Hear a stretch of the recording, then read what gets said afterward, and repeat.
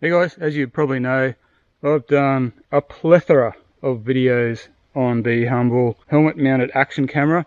Today I want to give you a few tips on the grab cam, if you want to call it that. Basically your secondary camera that you might keep in your tank bag just for whatever.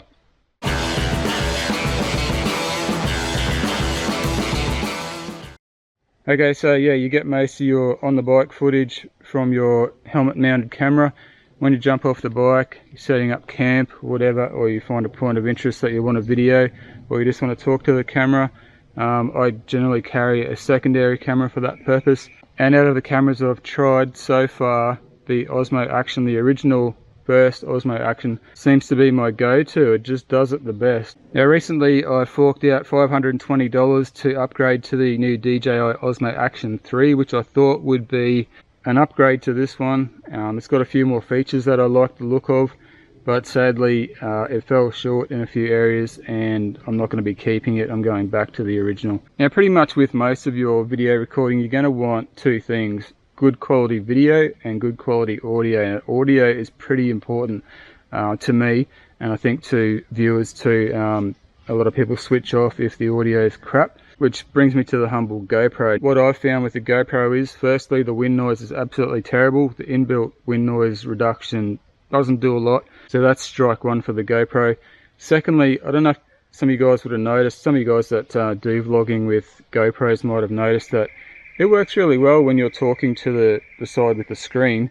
As soon as you turn the camera around, say if you're talking and then you want to film something over there, you turn the camera around here and you're still talking to it. When you talk to the back of the camera, it sounds really muffled and the volume's not good.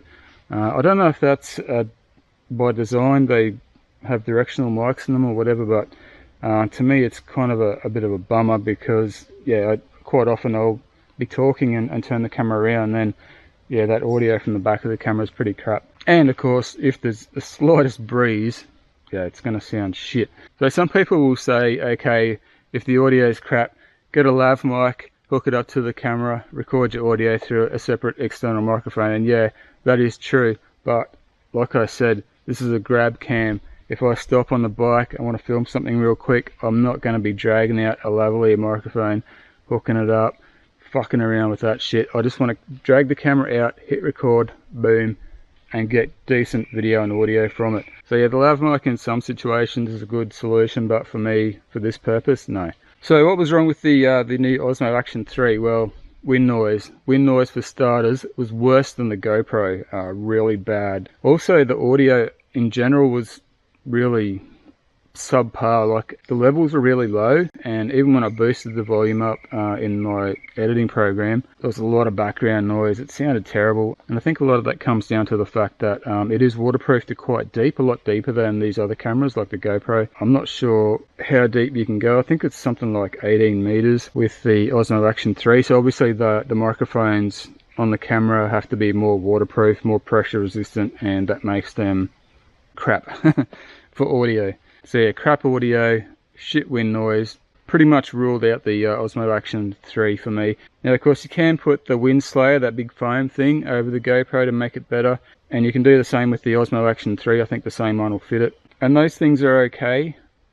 They're cheap and they're simple, but they make they just add another layer of complexity. As I was saying, I want it simple. With those foam things on there, you cannot charge the camera without taking it off, or change out the battery or the SD card or anything. So yeah, you've got to fart around to get the thing off, and every time you take it on and off the camera they stretch and they end up tearing and they get loose and sloppy like your mama, and then they don't block out any wind noise anymore. So that sort of brings me back to the original Osmo Action. Now this camera is, of course, like this, it's waterproof. If it rains, it doesn't matter. I can take it in the water and film underwater, no worries at all.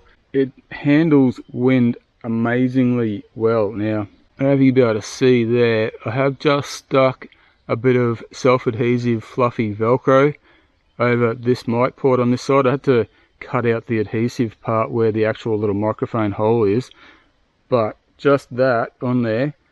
And of course the other microphone I think is underneath here somewhere.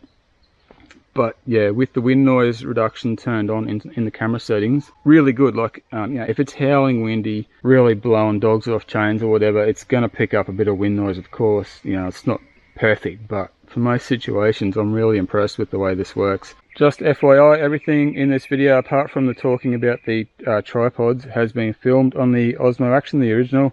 As you can see here, I have him clamped onto a branch there. See, I do have two of these. I use the other one. The one with the clamp there is the one I use for attaching to the bike to get reverse shot, backwards shots and whatever. Alright, so this is the audio from this camera here. I'll spin it around 360 degrees and you'll see just how good the audio is. Doesn't change as you spin the camera all the way around 360 degrees. Should still sound pretty good. Not that my voice sounds good, but you know, the audio that comes out of it is pretty decent. You can pick these up pretty cheap, I think. I'm not sure if you can still buy them brand new.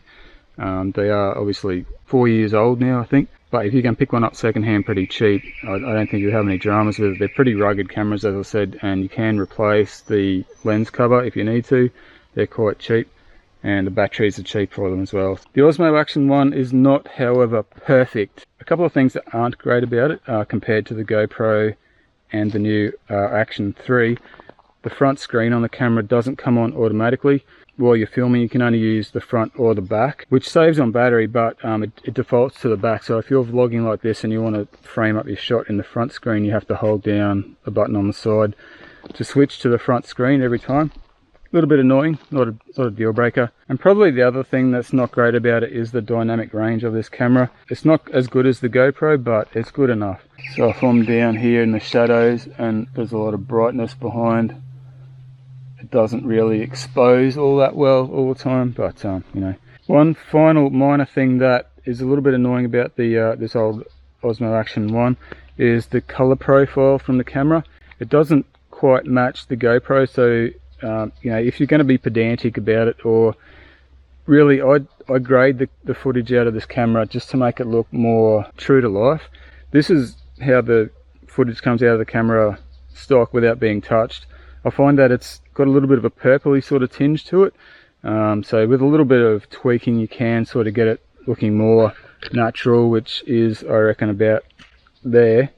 Just to give you another example, this is footage directly from camera without any grading, and there you go, that's color graded. Just it looks a bit more sort of natural. I don't know why there's such a purpley tinge in the DJI footage, but it is pretty easy to fix, and as I said, it's just makes it match up with the GoPro footage a bit better. It's not a deal breaker. Anyway, there you go. Of course, as I said, I haven't tried every single camera. I have never tried any of the Insta360 cameras or anything like that. By the way, if anybody's after a DJI Osmo Action 3 in showroom condition, I've only used it once. It's up for sale on Facebook. Save $70 off retail. Now onto the mini tripods. I've owned a few different types of mini tripod. Now the last one that I was using was this little guy here. These are about $15, I think, from eBay. It's not bad. Like, it is small, like it's tiny. Thing is, it's only that high. You know, little legs, quite small, but you know, it does the job. For a selfie stick sort of, you know, tripod, you can still set that up on the ground to get your ride-by shots on your bike or whatever. Yeah, just a handy little thing. Another one that I haven't really used a lot because it's a bit too big, this one from HSU. You know, it is extendable and you twist it to lock it in place, and it is quite, you know, quite tall. Made out of aluminium too, which is good. Nice foam handle. But you've got to screw the base thing onto it every time. So, I mean, like if you've got a huge tank bag or whatever, you might be able to fit it in your tank bag like that, but that won't fit in my tank bag, so I'd have to pull it apart. Look, I know it's not a big deal, but when you want to grab a camera out and record straight away, you don't want to be farting around hunting for bits and pieces and putting them together. That's why I have ended up with this guy here. Now this one is from V-Rig. I'll put a link to all of these if I can find them in the description, guys, but this is the one I would definitely recommend. I've only just got it recently. It's really good though. So aluminium again, extends out that far.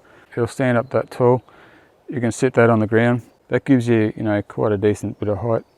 You know, I'm not bringing a full-sized head height tripod out on rides. This does me, and you know, it makes a pretty good selfie stick. You just tilt the camera a bit like that, and boom,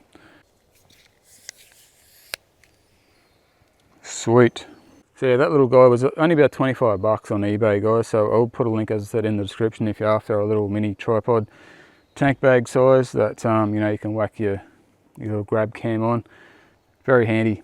Anyway guys, that's a wrap for this video. Make sure you hit me up if you want to buy this. There's nothing wrong with it apart from what I've mentioned. It's just not a great camera, but it may suit your purposes. But yeah, I've got to say, definitely underwhelming performance from the new Action 3. Anyway guys, thanks for watching. I'll see you on the next video.